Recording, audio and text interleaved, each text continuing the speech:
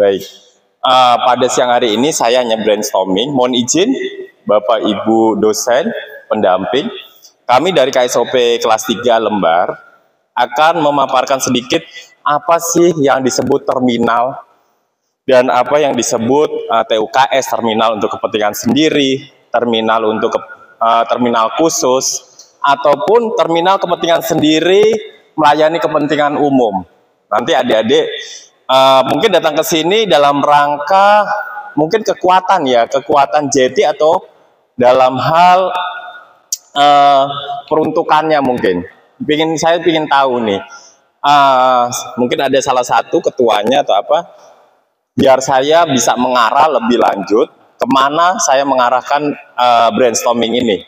Tapi sebelumnya, kalau nanti next saya kasih usul, Bapak, Ibu, Saudara sekalian, kita melakukan praktek itu di Samarinda. Samarinda merupakan ada 257 TUKS dan Tersus dan memiliki 3 BUP, Badan Usaha Pelabuhan. Kalau di sini satu, yaitu Pelindo saja, tapi di Samarinda luar biasa. Di situ ada namanya nanti Badan Usaha Pelabuhan, dia bergerak di bidang ship to ship. Mungkin nanti adik, bagaimana sih ship to ship itu? JT-nya seperti apa sih? Sistem informasinya seperti apa sih? Semua problem di Indonesia itu mungkin berawal dari Samarinda itu. Karena merupakan TUKS Tersus yang terbanyak, pendapatan negara terbesar di Samarinda.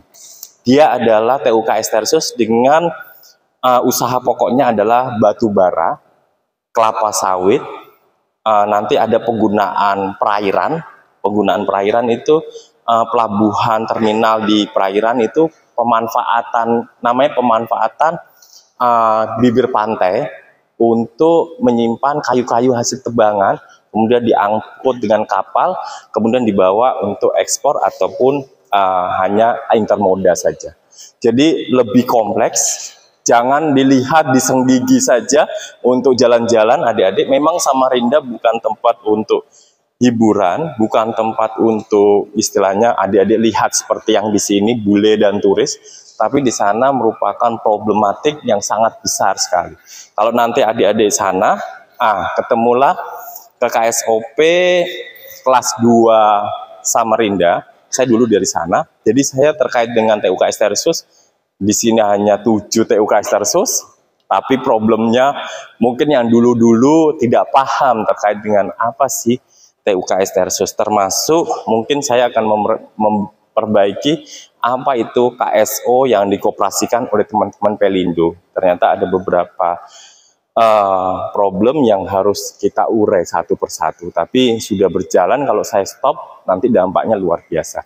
Oleh karena itu next ke depannya saya usul sebaiknya ke Samarinda, karena ini hanya 7 TUKS Tersus yang istilahnya simple thing banget. Jadi adik-adik ini otaknya luar biasa, tapi mengurai problem itu lebih baik ke yang betul-betul di tempatnya berada, yaitu di Samarinda. Terbesar tidak ada yang selain daripada Samarinda, 257. Adik mau kemana? 3 BUP yang luar biasa, merupakan ekspor impor terbesar juga, dan merupakan daerah istilahnya sudah bea cukainya sudah dapat, customnya itu sudah dapat di luar pulauan, itu sudah dapat untuk tidak perlu ke darat lagi, atau itu orang-orangnya sudah standby di laut. Baik, saya lanjut aja untuk mempersingkat waktu. Adik-adik kalau lihat, oh ini beradanya di mana sih?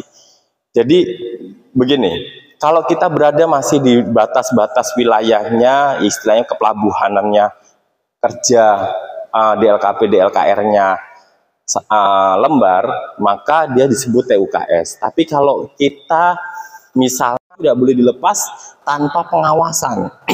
Jadi kegiatan kapal itu harus tetap diawasi, walaupun dia di luar DLKP, DLKR, daerah kerja KSOP itu sendiri. Oke, daerah terdekat kita nggak mungkin Bima yang akan melakukan pengawasan, terlalu jauh Bima. Oleh karena itu KSOP kelas 3 lembar lah yang punya tugas untuk melakukan pengawasan. Jadi tidak boleh dilepas, tadi saya sebutkan, maka itulah disebut terminal khusus. Jadi yang di luar daripada pelabuhan hampir sama seperti begini, tapi di luar dari DLKP, maka itu disebut terminal khusus, tapi yang di dalam adalah terminal untuk kepentingan sendiri. Kalau aja dasar hukumnya kita itu PowerPoint itu hanya ini, dan ini yang terbaru di 52, dulunya di 20, PM 20 2017, dirubah menjadi PM 52 tahun 2021 terkait dengan apa itu terminal khusus dan apa itu terminal untuk kepentingan sendiri. Perbedaannya apa sih PM 20 sama PM 52? PM 20 itu dulu tidak melibatkan distrik navigasi untuk menentukan titik-titik atau keselamatan pelayaran. Navigasi untuk melihat keselamatan pelayaran. Keselamatan pelayaran dari bagaimana? Oh, titik lingkar putarnya seperti apa sih? Apakah daerah itu bisa dimasukin oleh kapal apa tidak? Draftnya sesuai atau tidak? Besar panjangnya kapal sesuai tidak? Itu distrik navigasi yang melihat itu sendiri. Tetapi ketika nanti dia masuk di DLKP, DLKR kita, TUKS, maka KSOP itu sendiri yang akan melakukan survei. Jadi bedanya 52 sama 20 itu terlibatnya distrik navigasi dalam menentukan perizinan yang akan diberikan oleh direktorat. Kita ini KSOP ini tidak melakukan perizinan sama sekali. Kita hanya melakukan namanya istilahnya berita acara, evaluasi, permohonan, kajian teknis terkait keselamatan pelayaran, kemudian berkirim surat ke direktorat. Di direktorat itulah yang akan mengevaluasi untuk betul nggak sih izin ini sesuai dengan peruntukan atau tidak. Adakah lingkungan hidup yang menunjang usaha pokok itu? Ketika evaluasi diberikan, apakah apa yang kita berikan itu sudah konform, istilahnya sudah selaras dengan regulasi belum? Karena yang bikin regulasi adalah teman-teman peraturan menteri itu kan Pak Menteri. Pak Menteri ini biasanya teman-teman direktorat lah yang menyusun itu semua.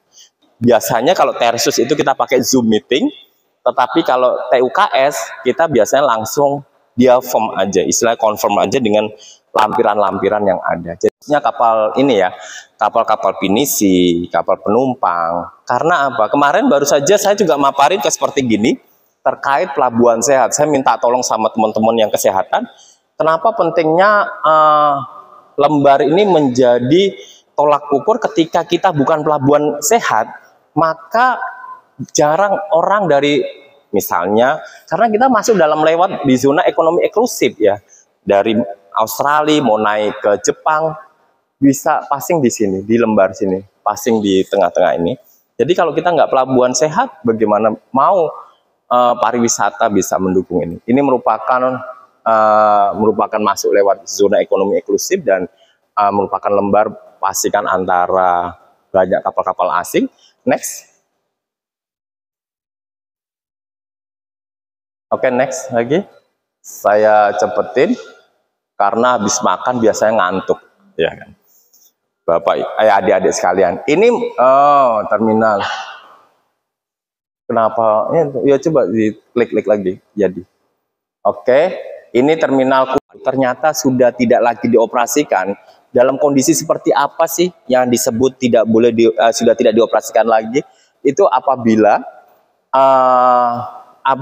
misalnya nih, yang sering kalau saya nggak tahu di sini, saya karena 2,5 tahun saya ke Batubara. Bapak Ibu kalau lihat Batubara itu kalau digali, kalau ke Kalimantan lihat itu kolam-kolam itu hasil galian itu dalamnya kurang lebih wah luar biasa, orang malu nyela apa itu sampai dalamnya sih nggak bisa dilihat karena terlalu dalam, atau adik-adik lihat di istilahnya harapan bangsa di pundaknya adik-adik sekalian dalam meningkatkan role atau mungkin lebih baik lagi. Kalau memang tidak ada nggak apa-apa atau malu, nanti bisa mencatat. Saya pikir Ibu agak asal, saya nggak ada. Terima kasih ya sudah kita pilih.